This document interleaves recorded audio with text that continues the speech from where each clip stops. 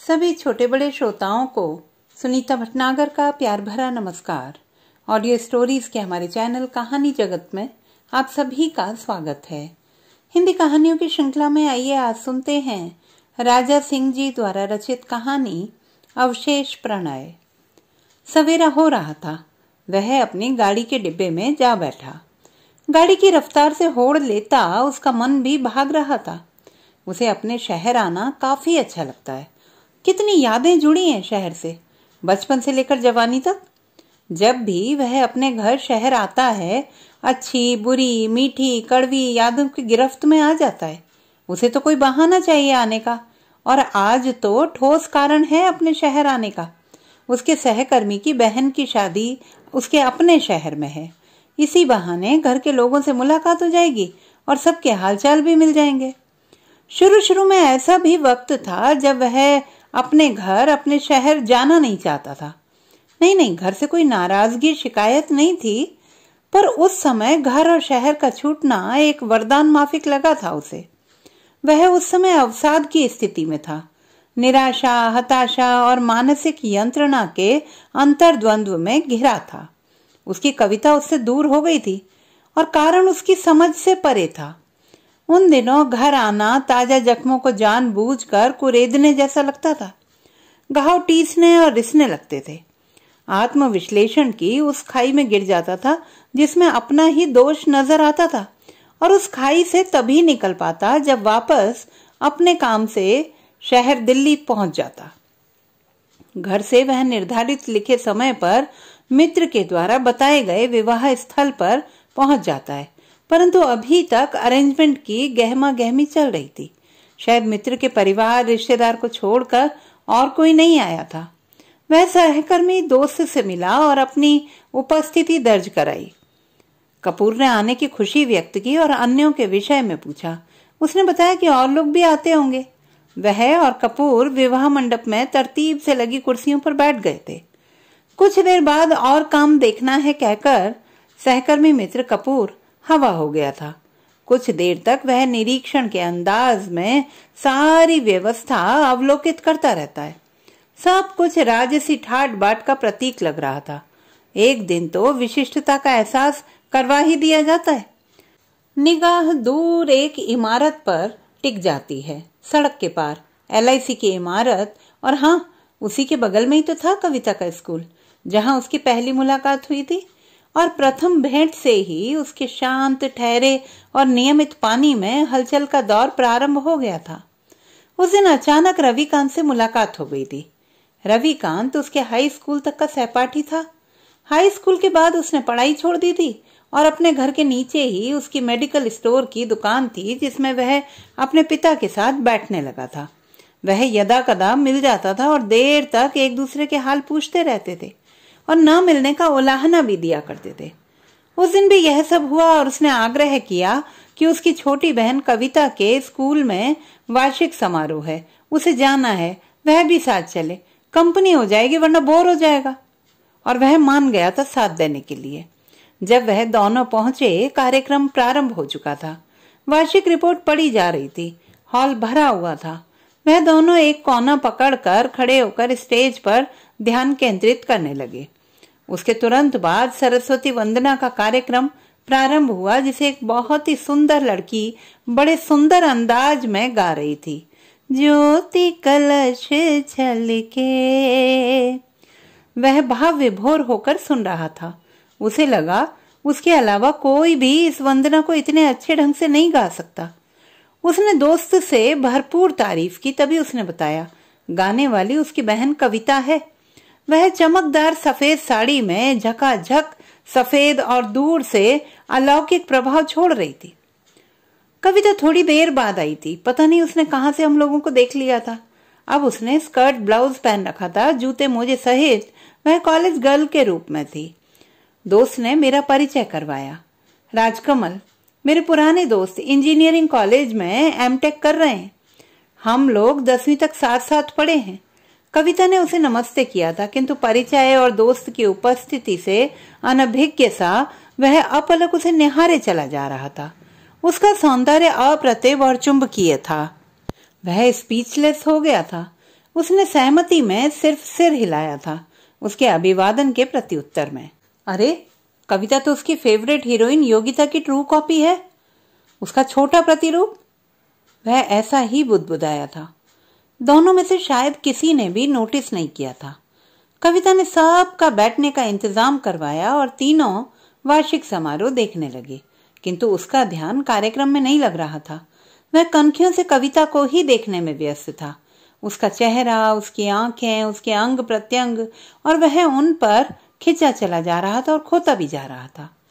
कविता अपने भाई को कार्यक्रम के विषय में, आने वाले कलाकारों के विषय में बताती जा रही थी। वह सिर्फ कविता की बातें सुन पा रहा था। उसे लगा ऐसा तो कभी नहीं हुआ। वह को एजुकेशन में पढ़ रहा है, किसी का भी उसके ऊपर ऐसा असर नहीं हुआ था, जबकि कईयों से काफी बोलचाल थी। सिर्फ स्कूल कॉलेज में पढ़ाई लिखाई और ग्रुप डिस्कशन में वह किसी के भी प्रति अभी तक ऐसा कुछ भी महसूस नहीं कर पाया था कि वह आकर्षित था। आपको कैसा लगा मेरा परफॉर्मेंस? अचानक कविता उसकी तरफ मुखातिब होकर बोली। वह अचकचाया और उसके मुंह से अचानक निकला, सुपरलेटिव, बहुत खूब। वह हल्के से मुस्कुराई और शायद उसने थैंक यू कहा था और फिर कार्यक्रम देखने में व्यस्त हो गई थी। और उसे अपने अवलोकनार्थ छोड़कर कार्यक्रम की समाप्ति पर वह तीनों साथ साथ घर को वापस लौटे थे। वह लौट तो आया था, परंतु उसका दिल दिमाग खो गया था कविता की खूबसूरती में। पहली बार उसे लगा कि बुरी तरह किसी पर आकर्षित हो चुका है और उससे मिला जाए, फिर मिला जाए और बार बार मिला जाए। कविता से मिलने का कोई बहाना, कोई तरीका समझ में नहीं आ रहा था। कई दिन बीत गए थे और छटपटाहट बदस्तूर जारी थी। कई तरीके थे जिन पर वह जा सकता था, परंतु शर्म संकोच आड़े आ रही थी। कई प्रतिक्रियाएं इतनी लंबी थीं कि सोचकर उसका मन झुंझला जाता था। उसे धैर्य नहीं था। वह सोचता था कि सारा प्यार और समूची पहचान इतनी देर में, इतने दिनों में जाने कहाँ छिप चुकी होगी। एक दिन एक रेफरेंस बुक खोजने के संदर्भ में यूनिवर्सल बुक स्टोर गया हुआ था। निकलते हुए उसने कविता को दूर से देखा। वह शायद अपनी माँ के साथ थी, सुनिश्चित वह ही, और एक झलक उसकी पाने के लिए वह लंबे लंबे डग भरता हुआ वह उसके पास से गुजरा था। तभी पीछे से आवाज आई थी। आवाज कविता की ही थी। वह ठिठक कर खड़ा हो गया। तब तक माँ बेटी एकदम पास आ गई थी। इधर कहाँ जा रहे हो? कविता की आंखें मुस्कुरा रही थी और उसकी माँ उसे निहार रही थी। कहीं नहीं, एक बुक खरीदने आया था, अब अपने घर जाऊंगा। यह कहकर उसने उसकी माँ को प्रणाम किया था। कविता उसे पुकारने से पहले अपनी माँ को सब कुछ उसके विषय में बता चुकी थी। उसकी माँ ने भी थोड़ा बहुत उसके विषय में रविकांत से सुन रखा था। फिर कविता ने उसको कैंपस सिलेक्शन के थ्रू नौकरी में जाने की बधाई दी और अपनी माँ से शिकायत की, अभी तक मिठाई के दर्शन नहीं हुए हैं। अरे अभी कहाँ? इस साल जब एमटेक का लास्ट सेमेस्टर क्लियर हो जाएगा तब कंपनी से कॉल आएगी, नौकरी तब होगी। उसने रटा रटाया वाक्य दोहराया जो कि उसे कई बार घर परिवार और जान पहचान वालों से कहना पड़ता था। फिर भी आप लोगों को तो मिठाई खिलाने का पक्का वादा, कहिए तो अभी खिला दें। उसे बात करने में काफी दिलचस्पी आ रही थी। उसकी माँ ने आशीर्वाद दिया और घर आने को कहा। इतना कहकर वह आगे बढ़ ली। साथ में कविता भी चल दी। वह थोड़ी दूर तक उनका साथ देता रहा। ये सोच रहा था कि उसके सिलेक्शन की बात कविता के पास कैसे पहुंची। वह शायद स्मरण नहीं कर पा रहा था कि शायद उसने खुद रविकांत को यह बात बताई थी। चलते चलते उसकी माँ उसके घर परिवार के विषय में पूछती रही थी। एक मोड़ पर वह दोनों अलग हो गए थे। दोनों घर का रास्ता अलग अलग जाता था। वह फिर इंतजार करने लगा था किसी आकस्मिक या प्रायोजित भेंट का। अपने भीतर वह साहस नहीं जुटा पाया था किसी भी ऐसे बहाने की जो तर्क संगत प्रतीत न होती हो, किंतु वह यह महसूस करता था कि कविता की आंखें प्यार भरी थीं। उसमें एक प्यार भरा आमंत्रण था उससे मिलने का। शायद वह भी इंतजार कर रही होगी। उसे याद आ रहा था पढ़ाई की वजह से वह काफी रात जगा था और सुबह देर से उठा था। उठने पर उसे सिर दर्द हो रहा था। उसका सिर दर्द असहनीय हो रहा था, बिना कोई टैबलेट लिए जाने वाला नहीं था।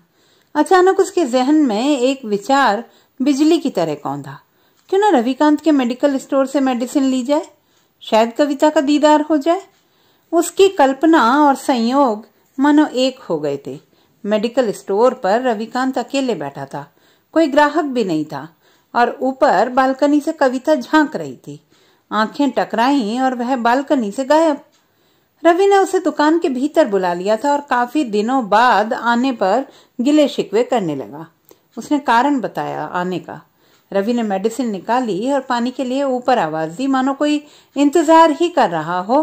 तुरंत पानी के साथ कविता हाजिर थी और फिर वही सवाल, मिठाई लाए हो? रविकांत ने मीठी डांट लगाई थी, मगर उसे कुछ देर ठहरना था, इस कारण बहस थोड़ी देर चली और वह खामोश हो गई थी।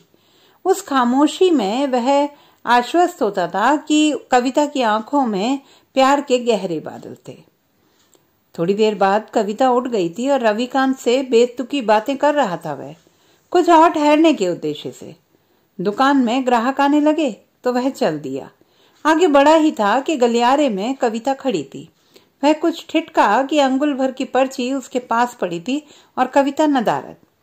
उसने पर्ची उठाई और आगे चलते हुए उसने पढ़ा, 5 बजे शुक्रवार, संतोषी माता के मंदिर। उसे मनचाहा अनपेक्षित वरदान मिल गया था। वह अत्यधिक प्रसन्न हो उठा था। कदम जमीन पर नहीं पड़ रहे थे और सर दर्द छूमंतर हो गया था। तय दिन और तय समय पर कविता आई थी और साथ में थी एक सहेली सविता, उसके हर मामले की राजदार। सविता हर समय उसका साथ देती थी, स्कूल से लेकर हाट बाजार तक। उसने सोचा यह माध्यम ही मुफीद है अगर कविता से संबंध जारी रखना है तो। कविता से हर हफ्ते शुक्रवार को मुलाकात होने लगी थी। वह इंजीनियरिंग कॉलेज से लौटते वक्त आ जाता था। मध्यस्थ सविता चूंकि उसके घर से थोड़ी दूर पर ही रहती थी, इसलिए संदेश आदान प्रदान का जरिया भी बन गई थी, किंतु बेहद आवश्यक परिस्थितियों में ही। उसे लगता था कि वह उसके प्यार की गिरफ्त में पूरी तरह जकड़ चुका है। एक दूसरे की प्रशंसा सारी हदें पार कर चुकी थी। वादों, इरादों और प्रतिज्ञाओं के न जाने कितने अलिखित डॉक्यूमेंट्स हस्ताक्षरित किए जा चुके थे, जिनके एकमात्र गवाह वही मध्यस्थ सविता थी। कभी भी कविता से अकेले मुलाकात नहीं हो पाती थी। अंतरंग से अंतरंग क्षणों में भी कविता और उसके बीच की दूरी कभी भी 1 फुट से कम नहीं होती थी। जब कभी अकेले मिलने की इच्छा व्यक्त करता था वह, तो कविता शैतानी से मुस्कुराने लगती थी और उसकी आंखों में प्यार की गहराइयां और बढ़ जाती थी, किंतु यह कभी संभव ही नहीं हो पाया। फिर भी एक दूसरे की चाहत और लगन का उन्माद बढ़ता ही जा रहा था। शादी में सम्मिलित होने के लिए आने वालों की संख्या बढ़ती जा रही थी और चहल पहल काफी बढ़ गई थी। उसका दिल दिमाग कविता के मोह पाश में जकड़ चुका था। वह एक झटके से उठा और इधर उधर देखा और कॉफी स्टॉल से 1 कप कॉफी लेकर निरुद्देश्य देखने लगा। अभी तक कोई परिचित उसे दिखाई नहीं पड़ा। उसका दोस्त कपूर भी नजर नहीं आ रहा था। वह बाहर की ओर टहल लिया। सड़क पर निकलकर वह एक गहरी सांस लेता हुआ सारी यादों को झाड़ देने के उद्देश्य से बढ़ चला। टहलते टहलते माल रोड की सड़कें नापते हुए वह कब संतोषी माता के मंदिर में आ गया था पता ही नहीं चला। और उसे तब यह जगह याद आई जहां पर आए हुए 8-9 साल हो चुके थे, परंतु पुरानी स्मृतियां सजीव हो उठी थी। हसीन, रंगीन और संगीन शामें भी, बेहद खूबसूरत और बेहद दुखदायी। यहाँ की अंतिम शाम अत्यधिक निराशाजनक, अपमानजनक और अपराध बोध से भरपूर थी। उसे लगा उसका सिर घूम रहा है और सीने में एक कील सी ठुस गई है जिसे निकालना बेहद जरूरी है। वह मंदिर के चबूतरे पर निसहाय सा बैठ गया, अपना सिर पकड़कर। कविता कई शुक्रवार से मिलने नहीं आ रही थी और घर जाकर पता करने की हिम्मत नहीं हो रही थी। उसने मध्यस्थ के पास जाकर पता किया। मध्यस्थ ने बताया कि आप दोनों को एक साथ कविता के किसी पड़ोसी ने देख लिया था और उसने घर में बता दिया था। उसके कहीं भी आने जाने में प्रतिबंध लग गया है स्कूल को छोड़कर। यदि फिर भी नहीं मानी तो स्कूल भी बंद हो जाएगा। उसके पापा ने उसका पक्ष लेने पर उस पर हाथ भी उठाया था। कविता ने वादा भी किया था उससे न मिलने का। उसने सविता से अनुनय विनय किया, किसी भी तरह, किसी भी बहाने कम से कम एक बार मिलवा दे। मध्यस्थ ने उसकी दयनीय स्थिति को ध्यान में रखते हुए प्रयास करने को कहा था। कविता यहीं पर आई थी। डरी, सहमी, उदास और बेबसी, चौकन्नी सी कि कोई देख तो नहीं रहा है। अब आती क्यों नहीं हो? घर वालों को पता चल गया है और पापा ने कतई मिलने से मना किया है। अब अगर किसी ने देख लिया तो मेरी पढ़ाई भी बंद हो जाएगी, मेरा इंटर भी नहीं हो पाएगा। मेरा क्या होगा? मैं तो बिना मिले रह नहीं पाऊंगा। कोई जवाब नहीं आया, एक खामोशी। वह कुछ आश्वस्त होता है। तो क्या मिलोगी? मुमकिन नहीं। अब तुम ऐसा कैसे कर सकती हो? एक तरफा फैसला मैं नहीं मानता। नहीं, अब सब कुछ समाप्त। ये सब छोड़ना पड़ेगा। मैंने पापा से वादा किया है और पापा के सर की कसम भी खाई है। आज मैं सविता से नोट्स के लिए यह बहाना करके आई हूं। और जो हमसे वादे किए थे उनका क्या? वे सब झूठे थे। कोई जवाब नहीं आया, सिर्फ बेबसी के आंसू आए थे। वह बेधीरज हो गया था। वह जवाब चाहता था। उसने कहा, घर के सभी लोग विरोध में हैं, कोई नहीं चाहता, वह मजबूर हैं, अब मिलना नहीं हो पाएगा। हम लोग फिर पहले जैसे हो जाते हैं, अनजान, अपरिचित। उसे जबरदस्त सदमा लगा था। वह बिफर पड़ा और फट पड़ा था। जोर जोर से चीखने लगा था। वही जो असफल प्रेमी कहते हैं, तुम बेवफा हो, तुम्हारा प्यार धोखा था, तुम प्यार के नाम पर कलंक हो, मैं तुम्हें मार डालूंगा, आदि आदि और न जाने कितने फिल्मी नॉन फिल्मी डायलॉग। वह रोने लगी थी। मध्यस्थ सविता हतप्रभ थी। उसे उम्मीद नहीं थी कि उसके द्वारा प्रायोजित यह मुलाकात इस तरह बदलने वाली थी। इतना लाउड घटित होगा उसने सोचा न था। मंदिर में आने जाने वालों का ध्यान उन पर आकर्षित होना शुरू हो गया था। कविता रोते रोते चल दी थी और साथ में सविता भी। वह और भी उद्वेलित हो गया था और होशो हवास खो बैठा। उसने उसका फिर से रास्ता रोका और फिर वही प्रलाप। कविता का रोना बदस्तूर जारी था और कविता और मध्यस्थ अपमानित और प्रताड़ित महसूस करती जा रही थी। साथ में उसको वह इस रूप में अविश्वसनीय, अपरिचित नजर आ रहा था। घर वह देर से पहुंचा था। एक वीरान सुनसान इलाके में रुककर वह अपने को शांत कर रहा था। उसे अपने आप पर विश्वास नहीं आ रहा था कि वह ऐसा कैसे कर सकता है। अपने नेचर से विपरीत आचरण कराया था वह। अगर उसके इस व्यवहार के विषय में किसी को पता चल गया तो उसकी एक सभ्य, शालीन, पढ़ाकू लड़के की इमेज का क्या होगा? वह चिंतित और सहमा नजर आ रहा था कि उसे लगा कुछ परिचित फुसफुसाहट की आवाजें घर के गेट से आ रही थीं। रविकांत था। बड़े भाई से कुछ कह रहा था। उसकी शिकायत ही की होगी। करीब 10-15 मिनट वह कहता रहा था और भैया सुनते रहे थे, सिर्फ हाँ हूं करते दिखे थे। भैया ने कुछ आश्वासन देकर उसे रवाना किया था। भैया गेट बंद करके ऊपर आ रहे थे। उसके कमरे में आकर ठिठके थे, परंतु उसे पढ़ता देखकर वह फिर माँ के कमरे में चले गए थे। उसका डाउन होता बीपी रुक गया था और जान में फिर से जान आई थी। रात हो रही थी और वह किताब के हर्फ बिना मतलब देखे जा रहा था। वह संभावित घटना की आशंका से ग्रसित था कि कहीं माँ या भाई ने बाबूजी को बता दिया तो। वह वैसा ही चित्र लिखित सा बैठा था कि माँ ने कमरे में प्रवेश किया।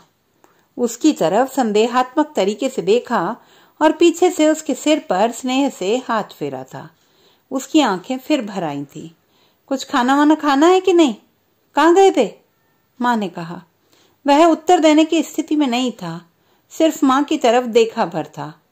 उसकी आंखों में ऐसा क्या था कि माँ ने फिर कुछ नहीं पूछा और चल दी, यह कहते हुए, जब भूख हो बता देना। माँ ने जिद नहीं की थी, जबकि खाने की जिद वह जरूर करती है। फिर भी नौकर के हाथों दूध भिजवा दिया था। अनागत की आशंका से उसका डर कई गुना बढ़ गया था। मामला कहीं बाबूजी के पास तो रेफर नहीं हो जाएगा। भाई और माँ को तो वह किसी तरह झेल लेता, मगर बाबूजी तो उसका क्रियाकर्म ही कर देंगे।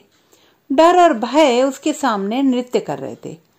उसकी किस्मत कि बाबूजी देर से आए थे। वह अक्सर देर से ही आते थे। सभासद थे, नेतागिरी में बिजी रहते थे। वह जल्दी लाइट बंद करके सोने का अभिनय कर रहा था। नींद जबकि उससे काफी दूर थी। संपूर्ण घटनाएं पुनः पुनः घटित हो रही थी और उसके दुष्परिणाम उसे हताशा और निराशा के दलदल में घसीट रहे थे। हर हल्की खट से वह अस्त व्यस्त हो जाता था। उसे लगा कि किसी भी वक्त बाबूजी की दहाड़ सुनाई पड़ेगी, मगर ऐसा हुआ नहीं। पूरी रात जागरण होता रहा। सुबह उसकी पेशी हो सकती है, प्रश्नोत्तर का अभ्यास चलता रहा रात भर। अगला दिन भी शांतिपूर्वक गुजर गया था। शायद माँ या भाई ने बाबूजी को कुछ नहीं बताया। उसने भी कसम खाई अगर यह घरेलू संकट टल गया तो वह सिर्फ पढ़ाई और पढ़ाई पर ध्यान देगा, और उसने अपने आप को पढ़ाई में झोंक दिया था। मगर जहन में कविता हर रूप में मंडराती रहती थी। उसकी हंसी, चुलबुलाहट, शैतान मटकती आंखें, उसकी सुंदरता, उसकी बोलती आंखें, फिर सुबकती हुई या जार जार रोती हुई कविता। रोती हुई कविता उसे आत्मग्लानि से भर देती थी, अपराध बोध कराती थी। हफ्ता 10 दिन गुजर गए थे और वह कविता मीनिया से मुक्त ही नहीं हो पा रहा था। उसे लगा उसका सेमेस्टर एग्जाम चौपट हो जाएगा। इससे निजात पाने का एक ही तरीका है, कविता से मिलकर अपने कृत्य के लिए माफी मांग ली जाए। वह मध्यस्थ से मिला और अपनी इच्छा जाहिर की। सविता ने इस प्रस्ताव को बुरी तरह नकार दिया था और इसे असंभव करार दिया था और अपने रोल को माफ कर देने के लिए कहा था। उसने बताया कि कविता उस दिन रास्ते भर रोती रही थी और रोते रोते ही घर पहुंची थी, जबकि वह साथ गई थी उसे छोड़ने के लिए। और इस घटना की वजह से उसके घर वालों का भी उस पर से विश्वास उठ गया है। उस दिन उसे भी उसके घर वालों से प्रताड़ना झेलनी पड़ी थी। उसने यह भी कहा कि माफी ही मांगनी है तो कविता के घर जाओ और कविता सहित सबसे माफी मांगो। वैसे भी अब इससे कुछ फर्क पड़ने वाला नहीं है। तुम्हारी असलियत उन सबको पता चल गई है। वह कविता के घर जाने की हिम्मत कभी नहीं जुटा पाया था। वह निराश और हताश वापस लौट आया था और किसी भी तरह कविता को भूलकर अपनी स्टडी में ध्यान लगाने की कोशिश करने लगा था। तब से अब तक गंगा में कितना पानी बह गया होगा। 8 साल बीत गए थे और वह मंदिर भी वैसा कहाँ रहा। अब तो इसमें भीड़ भी नहीं होती और 9 बजे तक वीरानी सी छा जाती है। मानसिक पीड़ा से वह त्रस्त हो चुका था और समय भी हो गया था। जिस काम से वह इस शहर में आया था कहीं उसे मिस ना कर दे, और उसका सहकर्मी कपूर भी तो तलाश रहा होगा। वह लंबे लंबे डग भरता विवाह स्थल तक पहुंच गया था। यहाँ पर काफी भीड़ हो गई थी, गहमा गहमी थी, बातचीत थी, शोरगुल था, व्यस्तता का वातावरण था और धीमे धीमे संगीत भी पसर रहा था। भूख पता नहीं लगी है या नहीं, कपूर आ गया था और फिर जबरदस्ती उसे कुछ खिलाया था, चाट आदि, और फिर व्यस्तता में खो गया था। अभी तक उसे कोई पहचान का व्यक्ति नहीं मिला था जिससे वह टीसने वाली यादों से मरहूम हो पाता। वह एक ऐसे स्थान पर खड़ा हो गया था जहां से वह आने वाले लोगों का निरीक्षण और अवलोकन कर पा रहा था और निरुद्देश्य उनकी तरफ ताक रहा था, एकदम अनमने भाव से। तन्हा खड़े खड़े उसमें अजीब सा खालीपन भर गया था। अचानक उसकी दृष्टि एक आने वाली एक खूबसूरत नवयौवना पर टिक गई। वह अतीव सुंदर थी और चाल भी मनमोहने वाली थी। दृष्टि जो टिकी तो हटने का नाम ही नहीं ले रही थी। वह अपलक उसे निहारे जा रहा था, अविचलित सा। उसने उसे देखा और वह घायल कर देने वाली मुस्कुराहट के साथ उसी की तरफ बढ़ ली थी और वह पास आकर खड़ी हो गई थी। अरे, ये तो कविता है। हाँ, कविता ही है। वह आंखें फाड़े देखता ही रह जाता है। कैसे हो? उसकी आवाज में विनम्रता एवं अपनापन था। वह अवाक और स्तब्ध था, अकल्पनीय एवं अवर्चनीय सुख से ओतप्रोत। देख लो, ठीक ही हूं। उसके स्वर में उपहास था। कहना चाह रहा हो कि तुम्हारे बगैर मर तो नहीं गया। उसने उसके अंदाज को अन्यथा नहीं लिया और उससे सामान्य लहजे में बातचीत में संलग्न हो गई। उसे यह जानकर काफी आश्चर्य हुआ कि वह दोनों करीब 8 साल बाद मिल रहे हैं, परंतु कविता उसके विषय में सब कुछ जानती है। कब वह सर्विस में गया, कब उसने शादी की, उसके कितने बच्चे हैं, उसकी पत्नी कैसी है, आदि आदि। अंत में यह कहकर बात को उसी के ऊपर डाल दिया, यहाँ से जाने के बाद कितनी बार आए हो? कभी मेरी खोज खबर ली? कुछ मेरे विषय में पता है? यह तोप का गोला छोड़कर बिना उसके जवाब के वह चल दी शादी के मुख्य समारोह में शिरकत करने। उसने उसे कोई मौका ही नहीं दिया था। अपनी सफाई में वह कहना चाहता था कि तुमने तो शादी कर ली थी या कर दी गई थी। जब वह पढ़ाई और उसके गम में व्यस्त था, उसे तो पता ही नहीं चलता अगर उसके मोहल्ले के एक मित्र ने नहीं बताया होता। मध्यस्थ ने भी खबर नहीं दी थी। शायद सब डरते होंगे कि कहीं कुछ लफड़ा ना हो जाए। गोविंद ने उस पर टांट कसा था, यार आज तो तुम्हारी प्रेमिका की शादी है, तुम्हें कुछ खबर भी है? कुछ गम है कि नहीं? गम गलत करोगे? नहीं, उसे यकीन नहीं आया था, इतनी जल्दी। अभी उसकी उम्र कितनी है? वह सुनिश्चित करने के लिए सविता के पास गया था। इस बार भी मध्यस्थ ने उससे ढंग से बात नहीं की थी, सिर्फ शादी की पुष्टि भर कर दी थी। उसे शायद अफसोस के साथ क्रोध भी रहा होगा कि इतने महीनों बाद आया था कविता के विषय में कुछ जानने, जबकि आज सब कुछ समाप्ति की ओर जा रहा था। उसने महसूस किया कि मध्यस्थ भी उसे सब का जिम्मेदार मानती है। वह पूरी तरह से टूट चुका था, निराश था, उदास था, हताश था।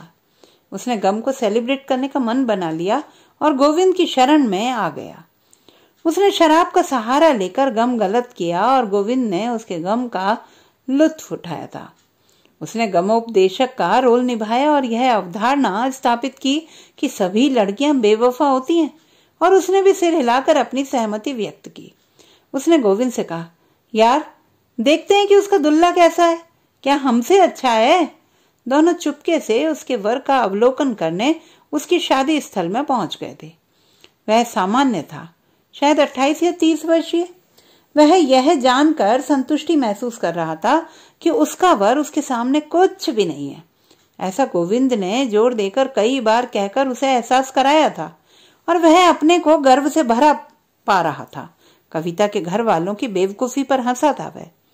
गाजे बाजे के शोर से उसका सपना टूटा। बारात आ चुकी थी, बेपनाह शोर हो रहा था। उसका मन भारी है, अकेलेपन का नागपाश और कस रहा है। वह जबरदस्ती अपने को भीड़ का हिस्सा बनाता है, कपूर के साथ बारात के स्वागत में शामिल होता है और बारात की प्रक्रियाओं में बेमन से भाग लेता है। द्वारचार के बाद वह जयमाल के कार्यक्रम को एक जगह बैठकर देखता रहता है। उसे लगता है कि उसका शरीर झंझना रहा है, ऐसा लगता है कुछ बुखार या हरारत सी है। वह आंख बंद किए कुछ देर शून्य में ताकना चाहता है। निर्विकार, अविकल, सबसे परे एक खामोशी अपने भीतर चाहता है। तभी किसी ने उसे छूकर उसकी तंद्रा भंग की। आंखें खोलकर प्रकृतिस्थ होता है, देखता है कि कविता खड़ी है।